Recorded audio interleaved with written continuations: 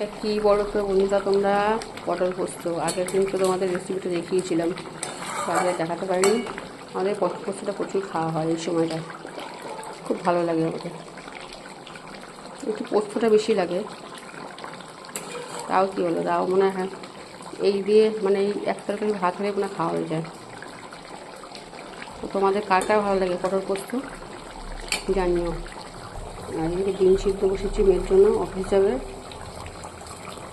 আজকে বেশি কিছু রান্না করার টাইম পাইনি। এটা হচ্ছে উচ্ছে আলু ভাজা, আমি খাই না, আমার মেয়ে খায়, আমার বর খায়, খুব ভালোবাসে। আর এদিকে হচ্ছে পেঁপে দিয়ে ডাল ভাত।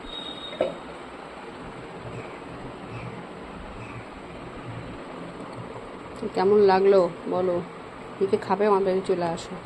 চলো টাটা, পরের ব্লগে আবার আসছি।